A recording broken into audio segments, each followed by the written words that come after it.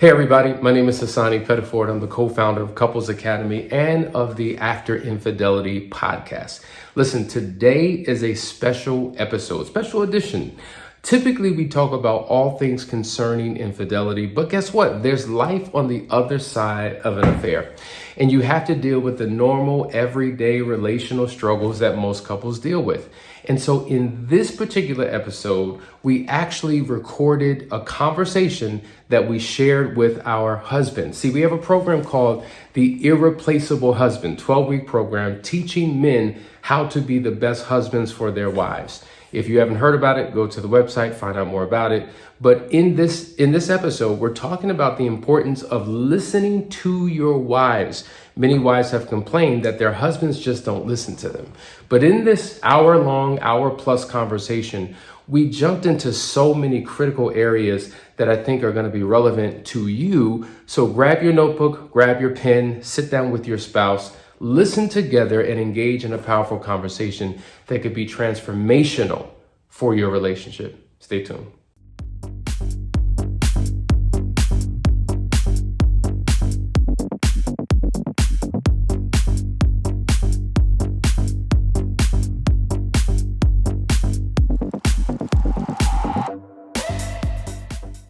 Our irreplaceable husbands, I'm excited about this conversation. As you know, every single week, I'm giving you a teaching, and I thought, what better scenario to present to you than to have a conversation with my wife. Personally, this is my wife, Danielle Pettiford. For those of you who do not know, this is the bold, the brilliant, the beautiful Danielle. But she works with wives, many of your wives. And so she leads a program called The Suitable Helper.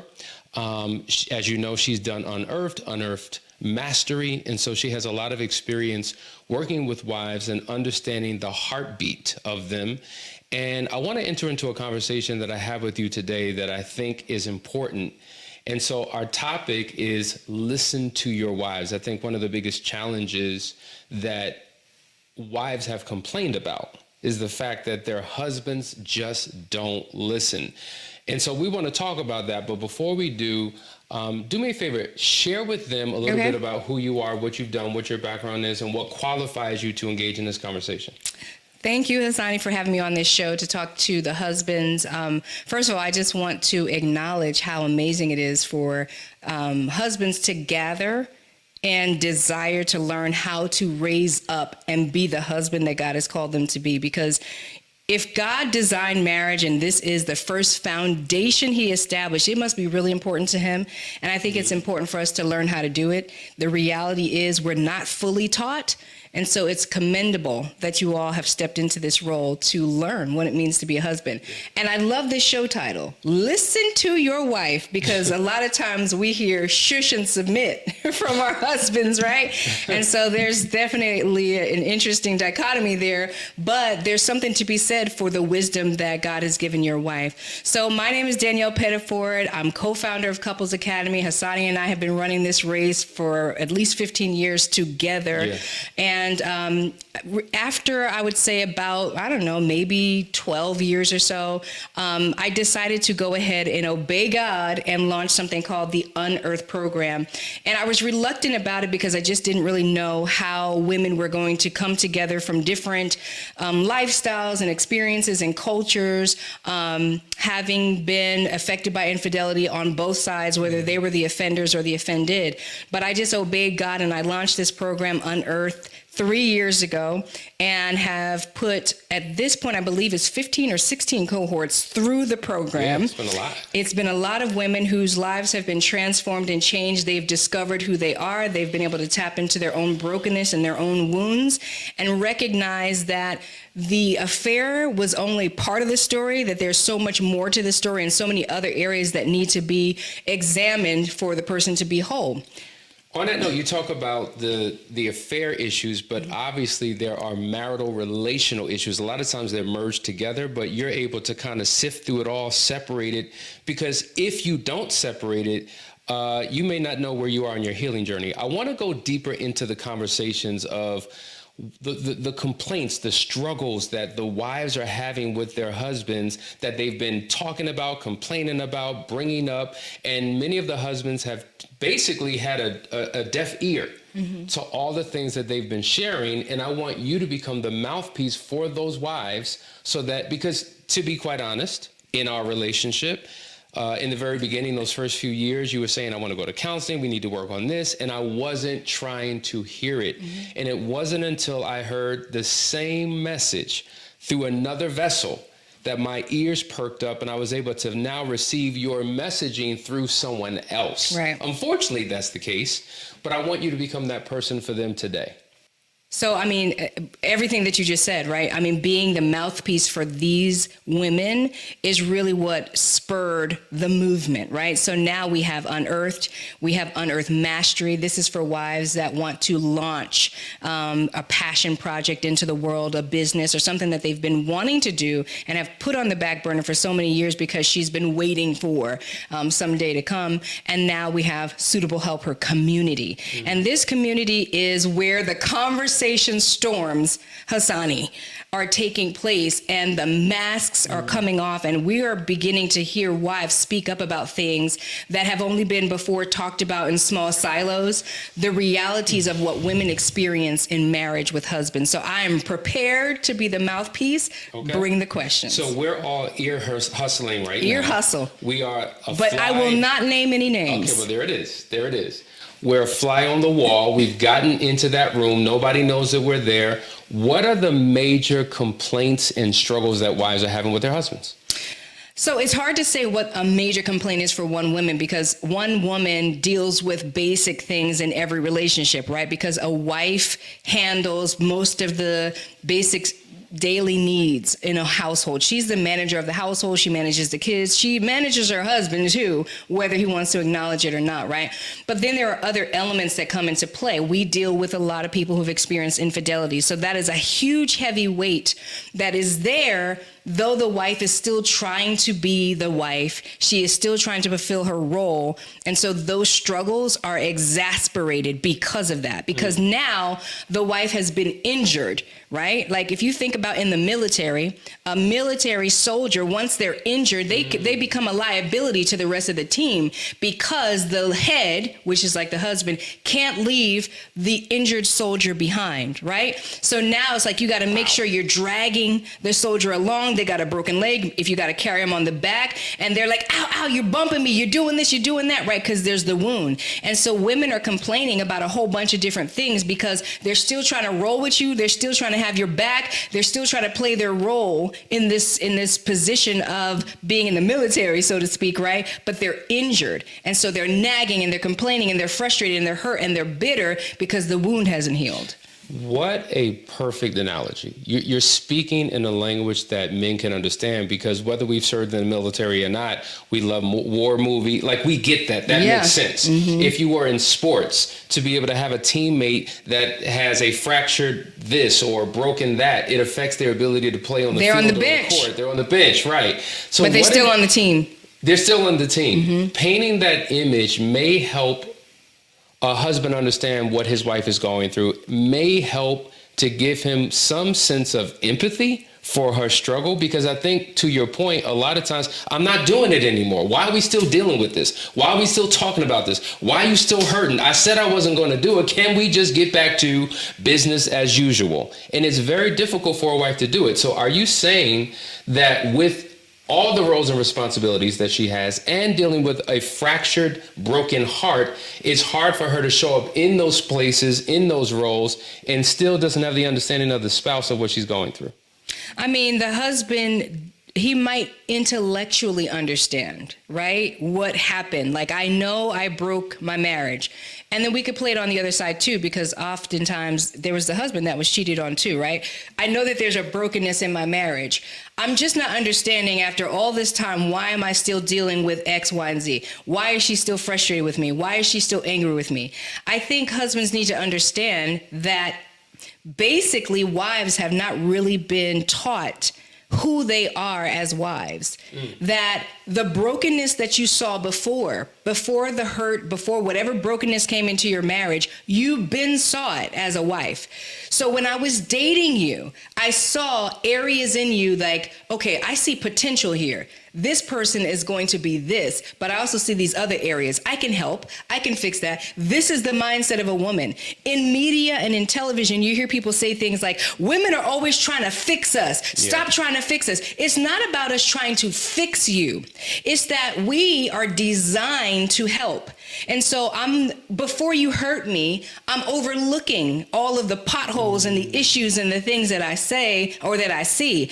The umbrella of grace is extended over you. So I'm covering all that. Like, I'm going to come to, you don't know how to be, you don't know how to dress, for example. You know what? He's got all this potential. He's fine though, but he can't dress. I could work with that. She starts buying you clothes and fixing you up. You looking good. You know what? He cute. He's intellectual. He's got a plan and a vision, but his teeth are jacked. Right? These are the conversations that we have, right? So we're not canceling you in the beginning. We're looking at, okay, as a wife, because every woman is designed to be a wife. So I speak to wives and wives to be, okay? When you step into that role without injury, you cover a multitude of issues and things that you see. And when I speak to women, they admit the problem that you're having now, you saw it years and years ago, didn't you? Yeah, you're right, I did. See, first of all, what you're saying is true. I think maybe one of the struggles that husbands may have receiving the help is that they're looking at a broken vessel. They're not looking at a perfect individual without fault and flaw.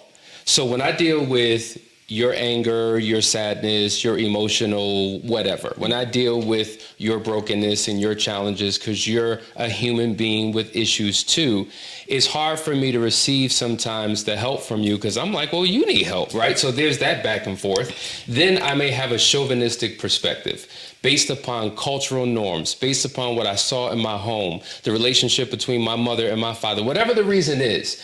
A lot of husbands, unfortunately, are resistant to any help that a wife may provide.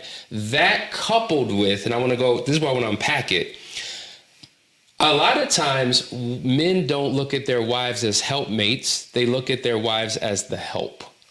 And I think there's a major difference between the two. The help is someone that I look down to positionally. A helpmate is someone I look laterally across to. I want you to explain the difference in terms of what a wife is, the difference between her just being the help, which is not what she was designed to do, and unpacking what this whole idea of a helpmate actually is and what we need to know about the power and the essence of a woman and a wife. I mean, interrupt me because I don't know how much time I have to break that down. I mean, he just asked me 3 questions. Okay, so here's the thing. When you talk about the help, I don't know about anybody else, but it makes me think of the movie The Help. Right? Of course. And they were literally paid slaves, probably not paid very well, right? Mm-hmm. They were not in a position that they wanted to be in. They had to do those jobs. They had to look a certain way, be a certain way, serve a certain way, or else, okay? So helpers in that way are literally paid or low paid or no paid slaves, okay? And so you're right. A lot of times husbands may not actually think of it like that, but that's how women are treated. Like, you just expect me to do all these things and there's no reciprocation. If you are a woman of God, a man of God, and you're looking at it biblically, the Bible says that we should first submit to one another. Okay, so we're talking about submission here. Submission means submitting to one another. Submission is something that is willingly given over. Like, submission is not forced. Submission is me saying, okay, yeah, I agree with that, so I'll submit to your way of doing it willingly. Even when Jesus died on the cross, they did not subject him to that. He was not subjugated to being on the cross. He willingly gave himself to the cross to save all of us. Well, the Bible calls husbands to give themselves and love their wives the way that Jesus Christ loved the church, that he actually gave his life for us, right? And so subjugation means means that I am forced. That's a help slave, right? I don't have a say. I don't have an opinion. I don't have a choice. I am subjugated. I am bent and forced into a position I do not want to be in. Whereas submission, which we use as a weapon in marriage for wives, this is why we think it's a cuss word, because we don't understand it's actually a power word, submission, because what it says is that I am intelligent, I am intellectual, I have the ability to rebel and do whatever I want to do, but I willingly submit to this because we are mutually submitted together to one God. Yes. That part is big time missing, right? And so when you understand the foundation of it, because you always hear people talk about the wife is supposed to submit. Wives, see in the scriptures, it's in Ephesians, I believe, submit yourselves to your one husband. But they forget that right before that, it said, submit yourselves to one another. And so we are both in submission to one another. And if we could get that part down, now the power of the Yetzer Kenegdu starts to bloom, because the wife or the helper, the suitable helper, has an original Hebrew meaning. It's a two-part meaning, okay? So the Yetzer and then the Kenegdu. The Yetzer is used 21 times in the Old Testament. It is used to reference the wife. It is used to reference help and military support that Israel sought from other nations. And it is used to reference God protecting Israel. That same word, Etzer, was applied to the wives. It was not applied to the husband. It was applied to the wives. That should be significant to marriages to understand that play. Because if we're supposed to submit one to another, and if we go back to the military analogy, if I find out like, oh snap, my wife is like military aid to me. And if I'm the head, that means that I'm like the leader. I'm the captain of the team, or what is the name of the leader in a military situation? The general. I'm the general. I'm the position. general, okay? Yeah. But God gave me an Etzer, so that means I have somebody on my team as military aid. I need to sit down with my wife and we need to partner in a way to map out every trial that comes against us. And I think what happens when women try to step up in different areas where they're gifted, where they naturally see things, husbands shut them down, like you said, because of chauvinistic beliefs, a lack of understanding that their wife is there to help them, not to hurt them, that the wife actually sees things like way down the road that she can't even explain. Who gave those gifts to her? God did. Because just like how God was the Etzer for Israel, God actually created a woman to be the Etzer for this man, for the husband. And husbands have not known that, recognized that, and so they've put their wives on the sideline, shut her down, and reserved her in a place to serve tea and biscuits for the guests. And she could do that too, by the way. That's how equipped she is. So bring that into today's modern day situations with these couples, because you're hearing these complaints from these wives. You said in the suitable helper community, that's when all types of conversations are popping off. So are you saying that wives are not, or I should say husbands are not recognizing the value of the wife, and when they attempt to manifest certain things in a relationship, lean into certain things, they're shut down, or they're not acknowledged? First of all, let me just say, Suitable Helper Community is launching this month. So we are loading the community with women who have been a part of Unearthed. That's where those conversations have taken place. We are moving all of that into the Suitable Helper Community. Okay. So there, I want to make that clear. But I do want to say that the behavior is not overt. Like, I don't think that men are intentionally saying, I'm going to disregard you. It is covert behavior. It goes unknown and unseen to the husbands. And so even if wives bring it up, it's not seen. They literally don't know what you're talking about. And you're just like, you feel like it's crazy making. So you turn to wives who see the same thing. So I'll give an analogy, specific things like, conversations are had where women will say things to their husbands. Wives will say things to you, husbands. They'll be like, I think this is a good idea. I see this for you. Here's potential. Here's a brilliant idea, whatever the case may be. And husband will be like, and do nothing with it. 3 months later, here comes, Joe from down the street who, I don't know what is so special about Joe, but Joe says the same thing. And then husband comes home excited. Oh my God. Oh, I just had this great meeting with Joe. Who's Joe? Oh, I met him at a networking event. Okay, he does this, he does that. He's great. He's a great person, influencer, perfect person to be, to build a relationship with. Okay. Well, he said I should do this and that and the third. So, I jumped on it. I just signed up for this song. Like, we told you that 3 months ago, husband. And you're coming to us like you never heard it before.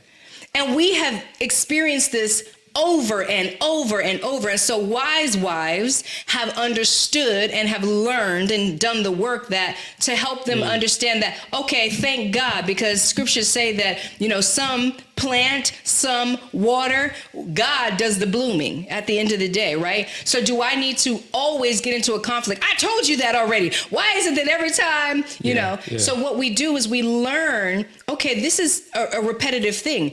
It helps women. It's iron sharpening iron for me to be in a space where I can share these stories with wives. And we've done that. And it's just like, I know exactly. Stop taking offense to it. Mm-hmm. Learn how to utilize these things to empower the overall marriage. Yeah, I think that's a reality. Obviously, it's a reality. We've experienced that in oh, our my marriage. goodness. All right. Calm it down. But guess what? I've learned. Calm it down. Right, but we've experienced that, right? Mm-hmm. And I think there's a couple things going on. Either A, I'm intentionally dismissive to what you have to say because I feel some type of way about you. We haven't been in a good place, and here you go again. It may be perceived as nagging. Maybe you come up with an idea. I just don't trust you. Are you talking about me or in general? No, in general. Oh. I don't trust what's going on here. So whatever. Or innocently, a lot of husbands, to the point of this conversation, do not pay attention. They don't listen. They're not into the details. And so they may have heard something like, I remember vaguely you said something about, but the way he said it and when he said it was the right time, the right space, I was open and boom. And then I come back and I share it. And oftentimes there is offense because I didn't acknowledge that the idea was once shared by you. I presented it as if it's a new idea, which can lead to even further divide in a couple. So I think there's a lot here, and it does speak to an area of communication. And interestingly enough, we focus more on what we're saying than what we're receiving. And effective listening is one of the largest parts of communication, which I think a lot of husbands have failed to do in their marriages. I'm saying, like, when you go to these therapists and counselors for these short increments of time, it's going to take you years to get to the point of moving forward because you're doing an hour a week or an hour twice a week. So you're actually torturing yourself to get to the point a year from now of where you're trying to be. It just doesn't make sense to pay $150, $250 an hour to sit with somebody for 45 minutes. And not even you can't get your life out in 45-minute increments. After that 45 minutes, okay, let's schedule our next session. But then you gotta deal with all that stuff that you couldn't get out in the 45 minutes into the next 45 minutes. It just doesn't make sense. Like this intensive, this makes sense. Like it just, you get everything out because it is intense. It's not for the faint of hearts. You're going 12, 14 hours a day, or longer, because Hassani is willing to go as long as it needs to be. Whereas you going to a therapist for 45 minutes for once a week, it doesn't make sense. You're not going to accomplish what you want to get accomplished as fast as it needs to be accomplished because you're going to torture yourself. You're going to go through torture trying to get to something in a year that you can get through in this intensive. Like it is what it is. I've had a new reckoning of the money that we've wasted going to these 45 increments and nothing changed. So you have to make a decision, just like you invest in everything else. So you want to buy a new car, you want to go to a concert, You need to think, do you want to invest in your relationship just as much? I mean, 100%. And I think, I mean, here I am talking to you, my husband, about husband issues, right? And these things are universal, right? These are universal things. So when you gather a bunch of couples together, you will find that women relate to each other a certain way and men relate to each other in a different way, right? So there's a lot to be learned about that for wives to understand, because yes, we do get offended by things. We get angry about all the spaces and places that we have to fill in you when that is actually my assignment. And we're making it harder on each other as a couple because we don't acknowledge the reality of it all. Men and women relate so differently. We connect as women by communication and being in each other's space. We can open up and be vulnerable. A lot of times when men get together, before they can bond, there's a lot of, intellectual masturbation is a word that comes to mind.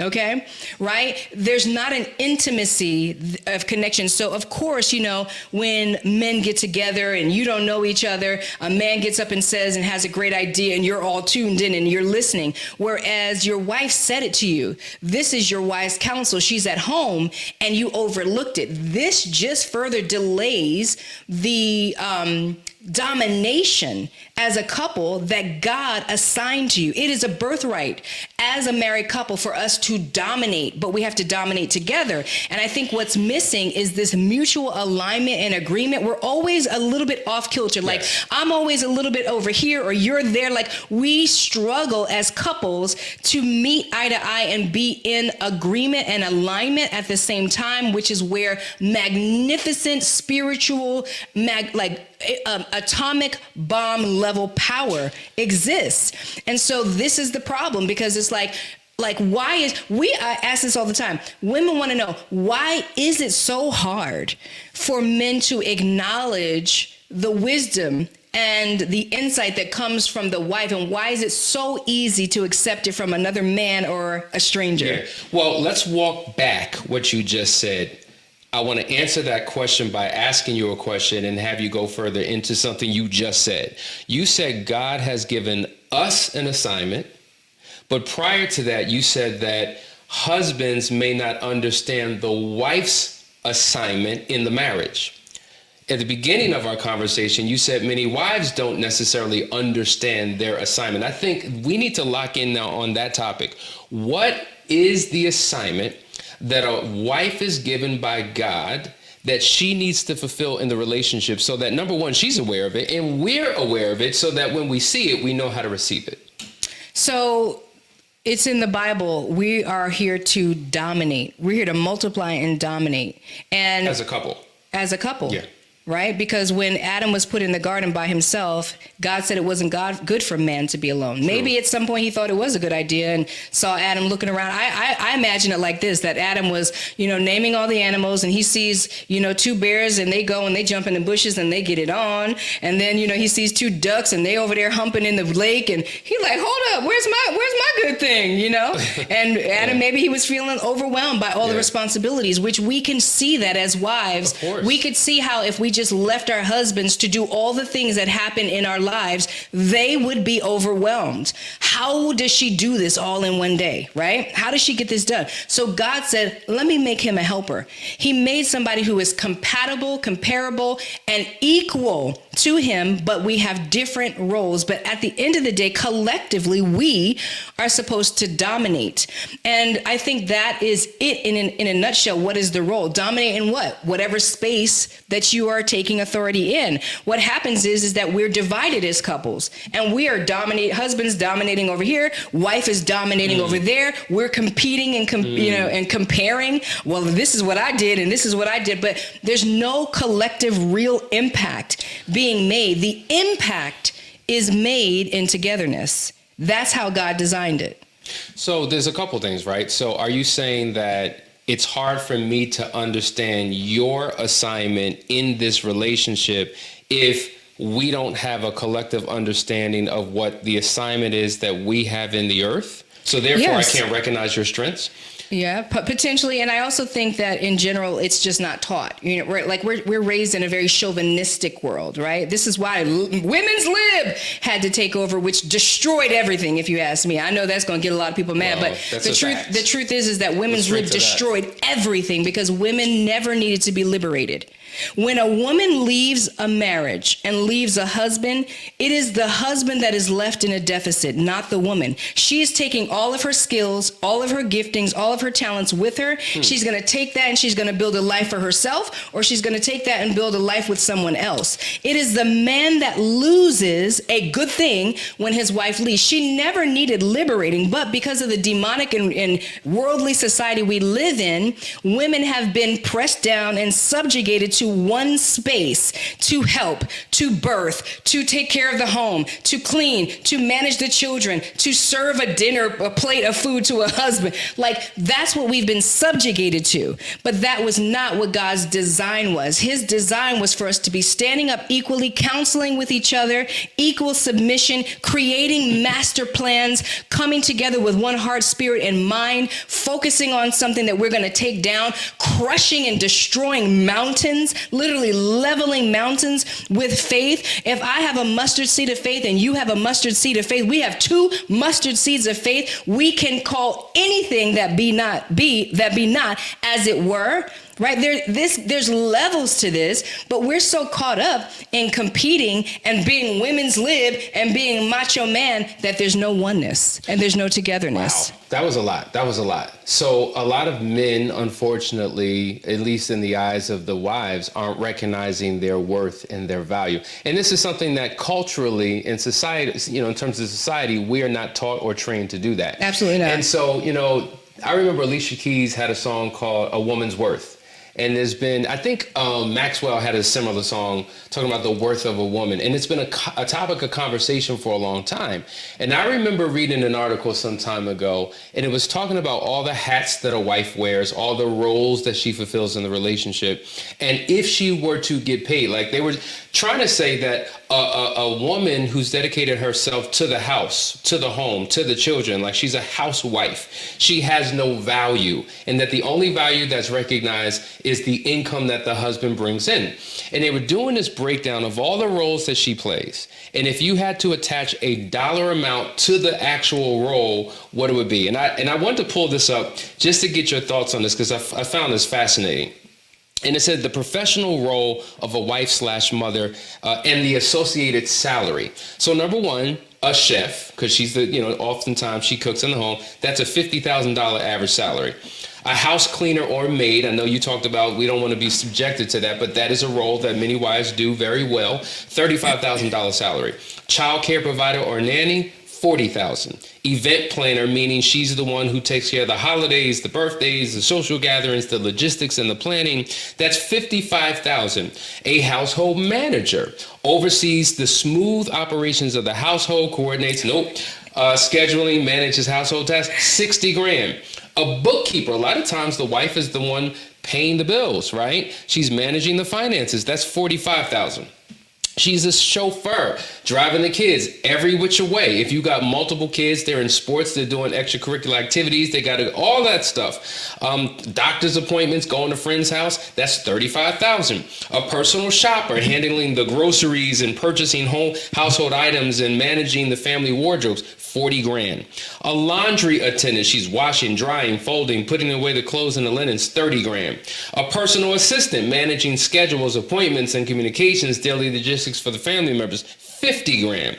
A therapist counselor, because she provides emotional support and guidance and offers sometimes conflict resolution amongst family members, the siblings, and so on and so forth. That's $60,000. She's a teacher and a tutor, helping out with the homework, educational activities, and learning development, $40,000. She's a health coordinator, dealing with the schedules and managing the health appointments, monitors family health, the doctor's appointments, that's $50,000. She's out there in that garden, taking care of the garden and the plants and the outdoor spaces, that could be $30,000. She's a dietitian and a nutritionist because she's planning healthy meals and managing dietary needs. We got kids, I don't eat this and I don't like that. So you're cooking for multiple people, you're planning for multiple people, that's $60,000. A safety manager, ensuring that the environment is safe, managing home security, teaching safety practices to the kids. If this happens, do that. If that happens, call this person. That's $55,000. Conflict resolution specialist, mediates disputes between the children and extended family members. That can be $70,000. Just fostering harmony in the home. Then you have interior design and decorators, because guess what? This was a house, but when you stepped in, you made it a home because of how you decor things. That's $55,000. She's a coach, she's a motivator, encourages children and family members to develop themselves personally to become their best selves. $45,000. She's a personal stylist, choosing clothing and manages family wardrobes and appearances. That's $40,000. When you add all of that up, that's $750,000 in an annual salary that a wife would get for all the roles and all the hats that she wears, and she is not acknowledged. First of all, I don't know if any husband thinks about it in that regard to understand the financial contribution. So either we can look at it two ways. Either that's what she's worth because she's contributed that, or that's what she's worth because that's what she's saved in wearing on these roles that we didn't have to go out and hire other people to do. What are your thoughts about this? First of all, I think the first thing that came to my mind is she has the same 24 hours as everybody else, right? As every man. And she accomplishes all those things somehow. It's like just unbelievable what women are capable of doing. But hearing you read that list, I don't know about you, but I mean, if you were to ask me all that I do, I don't know that I would have been able to articulate all those things off the top of my head, but that is the truth and that is the reality. And I think that if all of that responsibility was placed on a husband, where would he I don't know, he'd be buried somewhere up under a grave. Somebody had to resuscitate him. And so first of all, I thank God because he gave us this ability to do that. Many of the things that you said, it is work and it takes time, but it also brings us as wives joy to do it, especially when it is acknowledged and we are honored for it. There is no greater gift than to sit my family down and feed them a meal and they all go around, this is delicious. Oh my God, this is amazing. Or for me, as the wife that I am, we put on events all the time. I put my blood, sweat, and tears into creating experiences for people. When people just come to me and say, wow, this was amazing. Or even after we have a gathering, you're like, that was really cool how you did this or whatever. To be seen. Women need to be seen because we're designed naturally to do all these things. It is the nurturer in us. But what happens is, because I don't know what happens, why some husbands struggle to acknowledge these things. Maybe they took it for granted. Maybe they didn't see it. Maybe they didn't grow up in a home where they saw a husband and wife play things out and they never learned to acknowledge. Some people just hold their tongues. They have a hard time complimenting and acknowledge, whatever the case may be.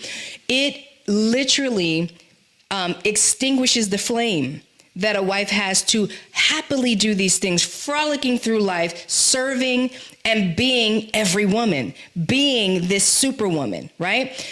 When it's unacknowledged, or when there's other things that come into the marriage, like an affair or other marital issues, because an affair is not the only horrible thing that can happen in a marriage. There's many things, right? It just basically shrinks the wife, and now you've injured your helper. And all the things that you listed, I mean, every husband needs to really sit down and think that through and see that list through the lenses of the wife that you have. You cannot deny that she plays all those roles in your life. Now imagine many of those roles. Now imagine that she uproots all of that and removes it from your world. Wow. Could you just sit with that? That right. Let's pause. Because we say this all the time. When we get discovery calls from men, usually either the wife has already left or she's 1 foot out the door, and he finally recognizes, oh my God, what am I about to lose? Now, I'm not sure if he's thinking through all of those roles, but he understands the worth of his wife, sometimes for the first time, when the threat of her leaving is a possibility. While he had her, he did not value, I don't know if he saw it. acknowledge, Yeah. he did not see. And you said something. You said all wives want to be seen. Now let's pause on that. There's a book called Open Her, and it talks about the 9 masculine prototypes that every man should tap into. And one of them is the artist. And the artist has the ability of drawing or painting a sculpture or painting of a woman, seeing her for who she really is. And it says that an artist knows how to affirm, acknowledge, compliment his wife. And the book says, not only do they want to be seen for their beauty, right? So that's why you see so many women on social media with all these glamored shots, because they're beautiful, right? But they also want to be seen for their brilliance and all that they bring to the table. Yes. And you have told me that a lot of wives have shared that their husbands just don't compliment. Yeah. So whether it is their hair, their makeup, their outfit, their bodies, they don't compliment. Right. Whether it is their contribution to what they do for the husband and for the children, they don't compliment. How damaging is that to a woman? Highly damaging. First of all, your wife's beauty is a compliment to the gifts that God instilled in her from her birth. I mean, if we can understand that God, the way he does one thing is the way he does everything. We understand that when I'm born, I am born with all the eggs I'm ever going to have. I'm born with my eggs, okay? You are born with your sperm. And so God has already made it so that the man has to implant a sperm into the egg to develop something. The life and the person comes from you, okay? And so these giftings that we have, certain things are natural. I made a post the other day about our daughters, our family, and you're the only guy in the photo, our family photo, and you're literally surrounded by all these women. And every young woman, my daughters in that photo, is so uniquely different with their own giftings. They grew up in the same house. We never said, you need to be an entrepreneur, you need to do this, you need to do that. Most of what they are becoming was caught and also was fertilized in this environment, but the eggs were already there, the seeds were already there. And so I think about how our oldest daughter is creating her own body care. I think about how our second oldest daughter is in love with baking and creating and cooking. She has a passion for this. I think about how our third oldest daughter is a natural musician. She plays 5-stringed instruments, and yes, she has had some training, but it's mostly self-taught. I think about how my youngest daughter is a creative, highly imaginative, writes amazing stories, and is an artist, can paint and draw. I didn't put that in them. Right? And so the beauty that they have just complements the giftings that are within them, that as they are prepared because they're in the right environment, will now go and help put some super on the natural of some husband out there that's waiting for this wife. They are designed to connect and to be compatible and to build something together with another person.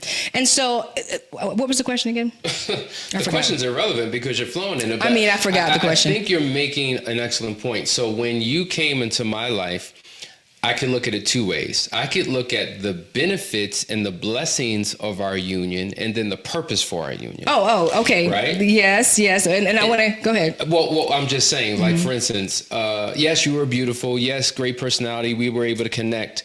But I saw the potential of what life would be like as a husband-wife connection and what we would do in our marriage, yes, and what the benefits could be to our children and the legacy from that. Right. But I also saw the giftings, the talents, the skills that you had, and how it complemented where I was at that season of my life, and how we were able to come together and do something that I could never do on my own. So at that time, I'm doing 90% of it all. Your 10% at that time didn't take it to 100, it took it to 2. Like, there's a scripture in the Bible that says, 1 could put 1,000 to flight, 2 could put 10,000 to flight.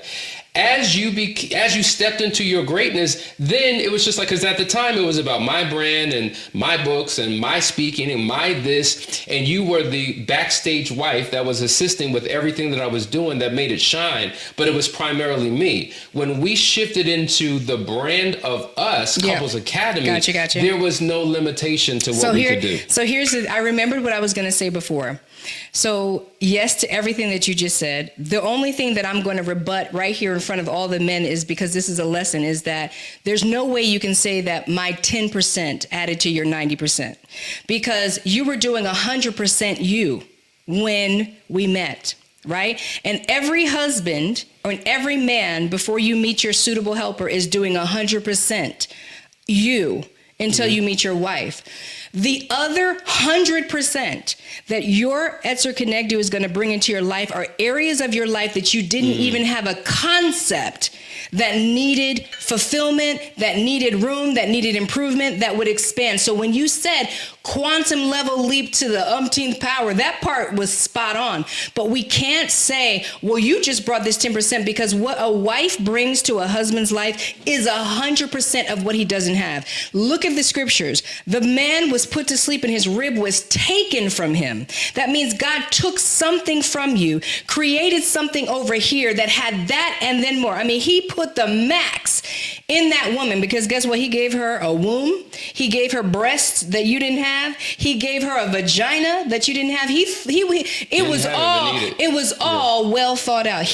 When I tell you God hooked you up when he created you a wife, he brought 100% to you of what you did not have. So it is 100% coming together to create a quantum level dynamic power that is designed to dominate together. This is part of the problem. And I know that you don't think this way, but it's language that we have because of where we're raised that divides us and puts things into percentages. There is no percentages in equal compatibility. And that's what God designed. He did not design us unequally. He designed us equally in the roles that we play. You as the husband are the head. You lead it all, but I'm your wise counsel. I'm your wisdom. And this husband knows how to use it now. There were some times when you didn't, and we got into some stuff. But now we come together, and then at the end of the day, because we are both submitted to God,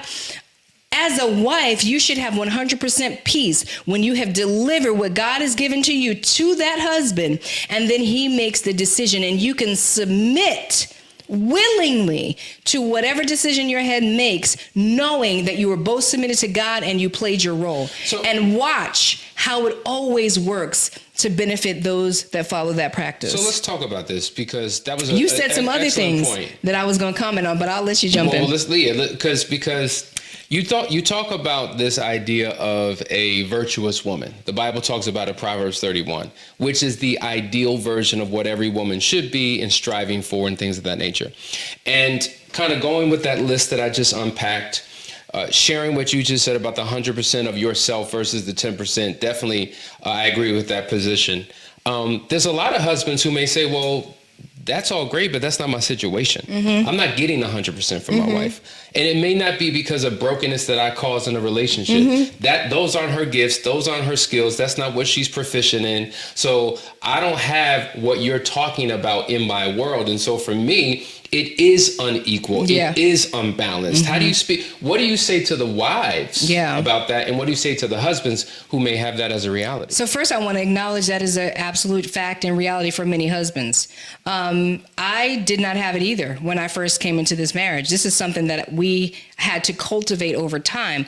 I did not grow up in a space where I saw a husband and wife operate in a healthy way. I saw it operated in a very destructive way. Many hadn't seen it at all, have no concept of it. And so, it's just, I say this all the time. When you get to heaven, God's not going to be like, did your husband do what I told him to do? Did your mother do what I told her to do? Did your father raise you right? Did he show up? He's not going to ask you about anybody but you. He's going to hold each person. He's definitely going to hold father accountable, mother accountable, husband accountable, but for their actions, not for yours. And so we have to stop blaming our pathology for the way we're showing up. We need to get busy learning, where are my broken pieces? Let me get into a place where I learn. Let me do some self-discovery.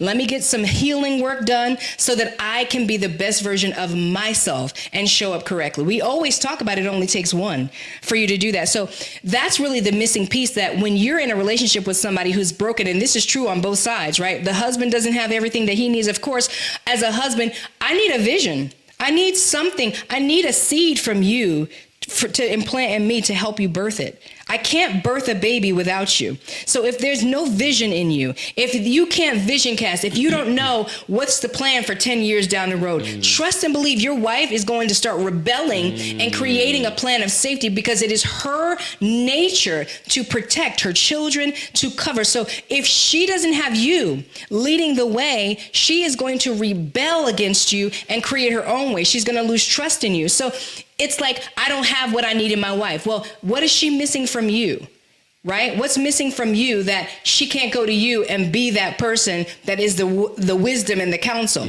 What is missing from her? This is why we have Unearthed.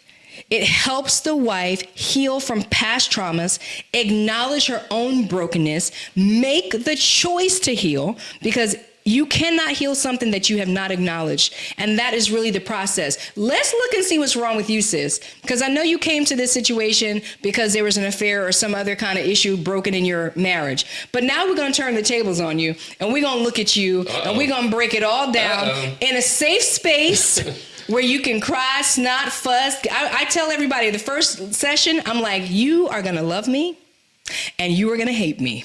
Because I'm not for the foolishness, and I'm not fitting to let you be up in here faking and frauding and cutting up in here. We're about to acknowledge you and all your broken places. And it is the most exhilarating and liberating. You want women's liberation is making the choice to heal from your past traumas. Let that go so that you can bring a whole version of you to your relationship. And that changes the game. Yeah. And if both of them do it.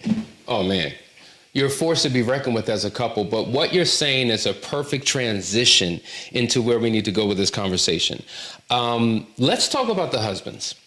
So this is the Irreplaceable Husbands program. Thank God. Beyonce had a song years ago called Irreplaceable.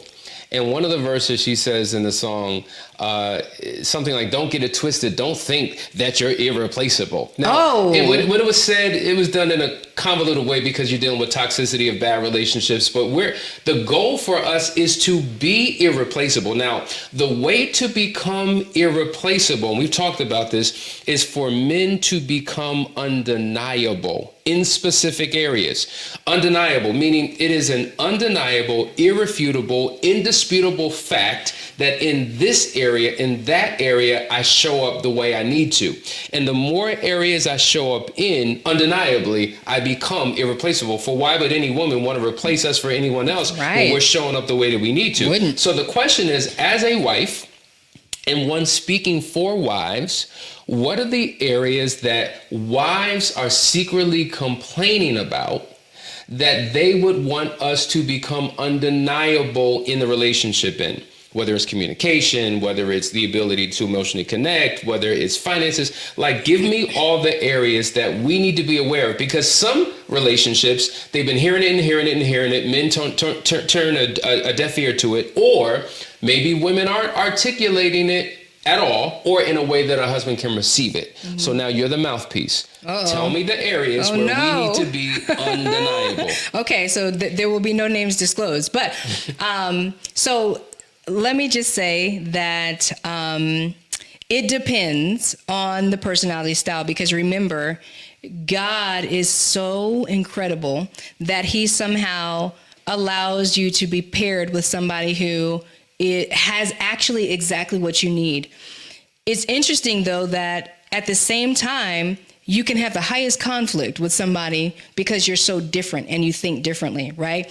And so personality styles play a huge part in what I need from you, right? So if you are somebody who is highly autonomous like I am, right? For you and I, we're such a great pair because I am so autonomous that your busyness, right? And you being driven and you loving to work, it does not affect me in the way that it would affect someone who is less autonomous, who is more of a relational person that needs to be up under you. You see, most of the times, though, we see couples paired oppositely like that.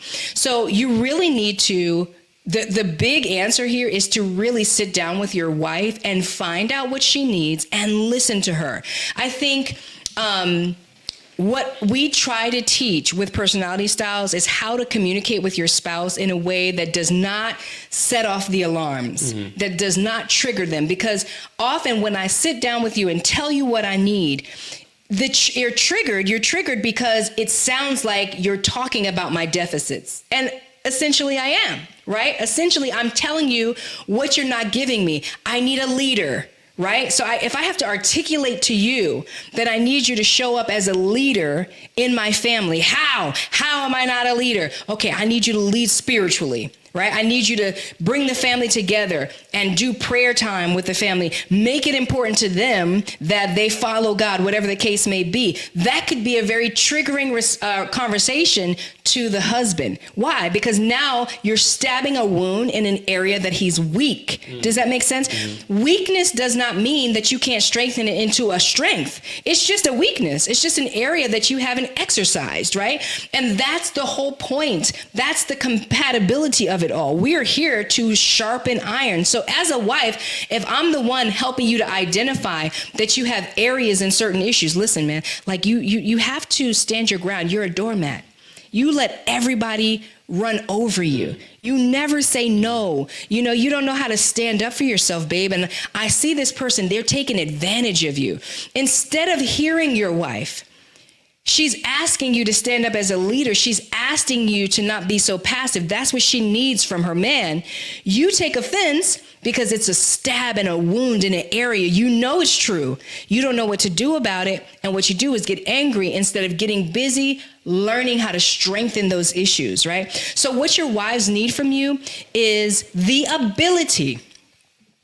Let me turn to the camera because the long and short, I'm giving you the short. Your wives need to be able to come to you and give transparent feedback about you. And you need to accept it, hear it, and receive it without your triggers and red flags going off. Oftentimes, wives try to communicate these things to our husbands, and we end up in a dragged down fight, arm wrestling, fussing, cussing, going to each other's corners, like in a boxing ring, and there's no understanding and there's no connection. And so what ends up happening is wife says, he can't hear it. He can't handle the truth. He can't handle the truth. I'm not going to tell him the truth. I'll just go talk to my girlfriends about it. I'll just go complain about it. And guess what? All the areas that he's deficit in, I'll just do it myself. And this is a big problem because it's wearing wives down, and you have an epidemic taking place right now. And I should have done and got the statistic, but wives are leaving otherwise healthy marriages. I shouldn't say healthy. Otherwise problem-free marriages. Like people be like, what's wrong? Did he cheat? Did it? No, he didn't do anything. I'm just tired. I'm just tired of being everything, right? I'm not even talking about those that have experienced infidelity or real trauma in their marriage. I'm talking about regular marriages where wives have been running at full capacity for far too long, are walking away from marriages after 25 years, 30 years together. They're like, I'm done. I'm doing me now. I'm tired. Statistics have proven that 69% of all divorces are initiated by women, by wives. There you go. Coupled with that, and I've shared this with the men, that a lot of men don't know what being a husband is. And once they discover what it is, they feel inadequate and insecure in their ability to fulfill it. So when you're dealing with that dynamic, because to your point, it's not just about betrayals. There's other things that break a marriage. You think about the human body. There's so many things that can kill the body. I can stab you. I can shoot you. I can put something in your shoes that seep into your skin, and over the course of time, it kills. There's all. What you know about that, sir? I saw it in the movie. Oh God! But there's all types of things, right? Likewise, I think we only limit the destruction or the deterioration of a relationship to specific things when it can be an incalculable number of things. Like the straw that broke the camel's back. I talk about this all the time. There was a couple who we were taking through a recovery process. Multiple affairs on his part. She stood with him. She stayed with him. She was committed. They were getting through. And you thought everything was good. There were still some problem areas. For her, his biggest issue was the fact that 24 hours working, just like you said. She had a surgery. Cosmetic, nothing major, but a cosmetic surgery. She asked if he would be there to support her. He prioritized practice because he was a director of the athletic program. He did not show up. There have been many times where he didn't show up.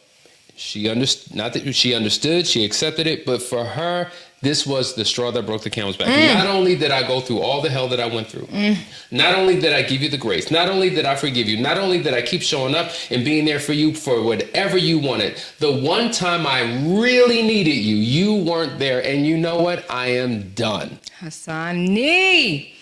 This is something that I talk about all the time, that umbrella of grace that I mentioned before, right? Because you're talking about somebody who had endured a lot of pain anyway, right? There was probably a lot of moments that he was not there for, and she kind of just kept pushing. She found a way to reason why this was okay. She had understanding.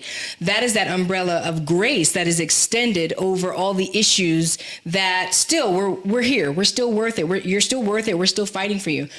But we don't know individually as women how much grace we have. We don't even know. We don't even know our breaking point. This is why we encounter relationships and couples where we're looking at the wife like, you're still here? And why their family members are like, you're crazy, we're cutting you off, we're done with you, because we're sick and tired of this roller coaster. We're sick and tired of hearing you complain, and then this affair or that happened, or you spent up all the money, or you're moving for the 1500th time, whatever the case may be. The family is done, but she's still standing, right? And then out of nowhere, something simple, something like, you missed an appointment for the kids. That's it. I can't take it anymore. And she checks out emotionally. When she checks out emotionally, she is numb. Most cases, you're not getting her back, because she has extended grace beyond reason, because she had that much grace, where somebody else didn't have that much grace. You know what? It was like whatever it was, they had this measure, and when the measure was up, they packed it up and they left. That was it. Like, it was one infidelity. That was my limit. You cheat on me. I dealt with everything else. I dealt with being poor. I dealt with the fact that we weren't going to have children together. I dealt with not having finances and stability. Wow. I dealt with having no in-laws and no grandparents to help us, whatever the point. I dealt with all the things, okay? I was by your side. I rode with you. When you didn't have money, I did all that. But then you cheated on me. I'm out, right? That was it for her. But somebody else, it's 100 cheats later. She's still there. And then one little thing breaks the camel's back, and she's done.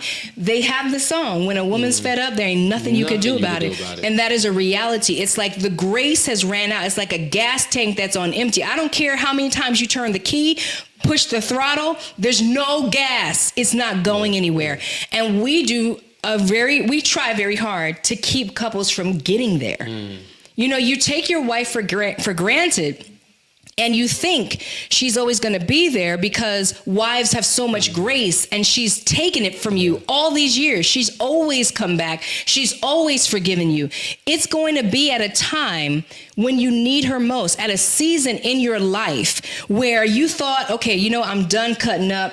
I'm ready to settle down and be the man I'm supposed to be. And she's out of grace, and you're going to have to deal with marital abandonment in a season in your life when you needed your wife most. And that is a hard pill for many men to swallow. I keep seeing it over and over again. And oh my God, the change that takes place, the way that they flip the script and become a whole brand new person. I'll tell you, the next woman that gets that guy is going to get a great husband, because that experience alone causes so much transformation, but it's too late. You know, that's a good point, because the couple that I'm referring to, I shared that story with, she actually said, you know what? I acknowledge all the changes that you're making. I see it in you, and you're going to make a great husband for your next wife, but it won't be with me because she got too far. Now, there are people listening right now who may say, I'm in that situation. I don't want that to be my reality.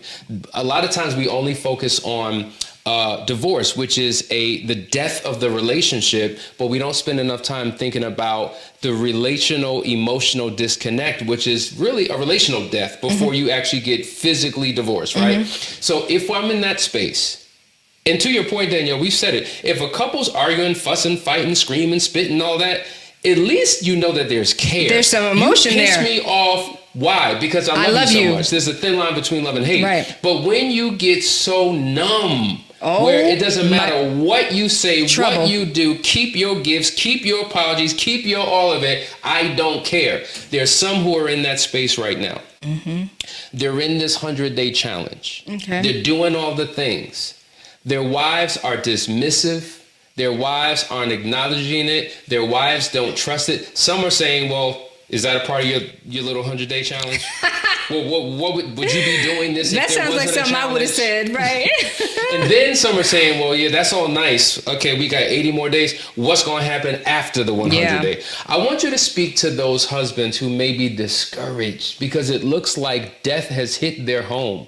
But listen, there's resurrection power. We know that. We know that things can be revived because you were once in that place. Many women have been in that place. Give them hope about what this journey can mean for them individually as husbands and for their relationship. So I was the one that said that once the in love feeling is dead and gone, it's dead and gone. I believe that wholeheartedly. Like once I became dead and numb, we're going half on babies, and let's see how long I could take this before I get gone, depending on the season of your life. Hashtag keyword consistency. Consistency.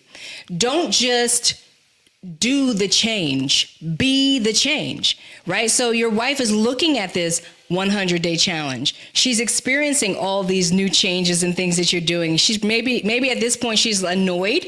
She could be curious. She could be skeptical, thinking like, yeah, just because you're in the 100-day challenge, we'll see how long this lasts.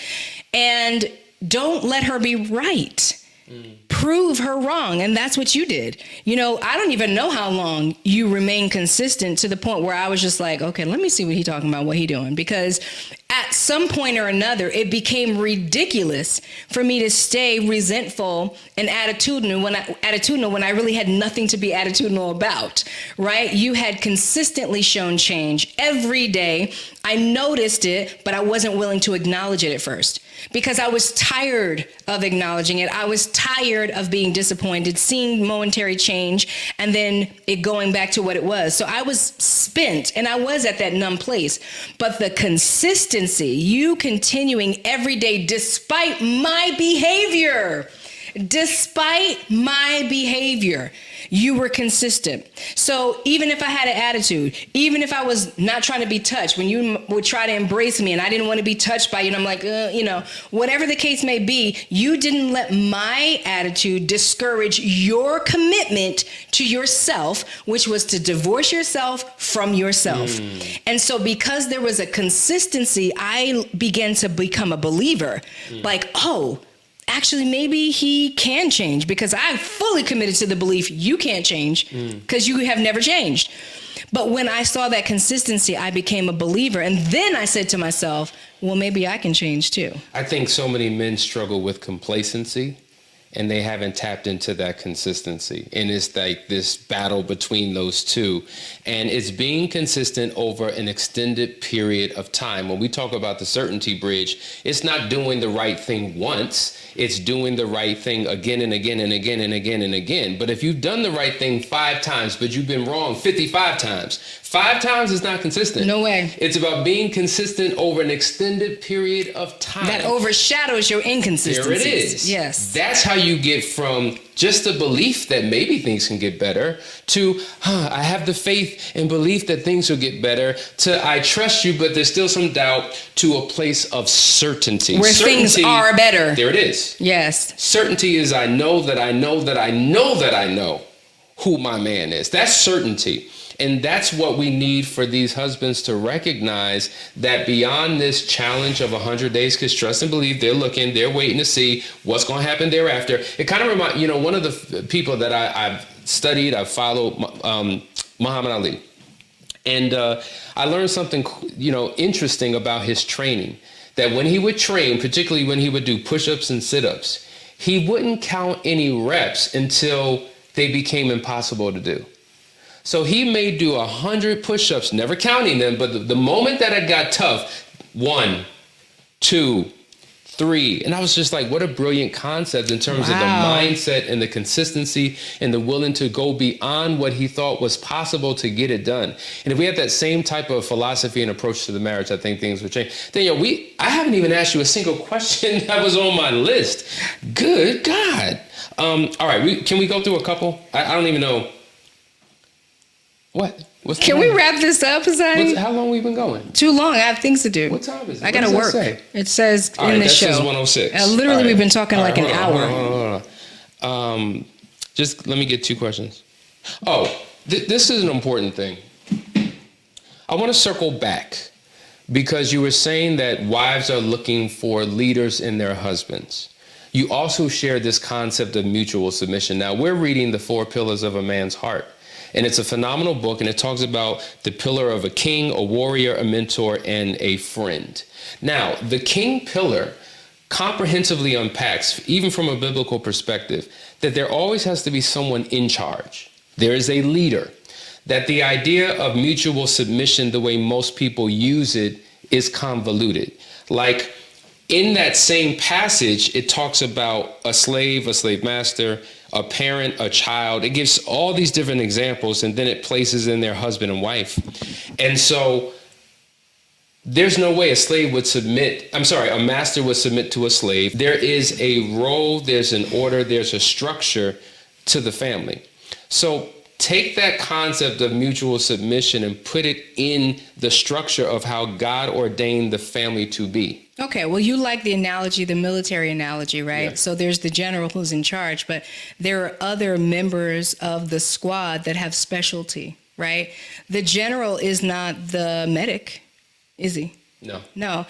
Maybe the general doesn't have a special skill with the machine gun or with knives or whatever the case may be. So when the general gets together leading his brigade, he is counseling with the other members of his squad to make sure that they are a fortified union, right? And so it's just that. It is mutual submission in the way that a wife is bringing something to the table, and a wise husband knows how to tap into those giftings and is not intimidated by those giftings. A man that is not intimidated by the giftings of his wife is a real husband, because he knows his place. He is in right position. He has a vision, and he knows how to look to his wife to help him fill the holes in. Right? A man will have a vision and an idea, and the wife will be like, "That's amazing." The vision and the idea that the man has oftentimes resembles like a black and white coloring sheet. This is the frame and the structure. This is the idea that I have, these outlines, right? It's all black and white. And then the wife will be like, "Wow, okay, I can see that. Let's put a little color here." And she creates and brings life to the vision in the same way that she brings life to your seed. And so that mutual submission is just that. It's God made you the head. He made you the one that's supposed to come to him in submission to him. The problem here is many of our husbands have not submitted to God. Many of our husbands are not submitted to God. She is, and she's going to God on your behalf, and she's asking God, please talk to him, speak to him. He can't talk to and speak to you because you're not listening. You're not submitted to him, right? So it just breaks up the order right then and there. But when it's in order and he is submitted to God and you are submitted one to another, as the scriptures say, that is the mutual submission that I believe the pillars are talking about, and what the Bible is definitely talking about. So as we wrap up,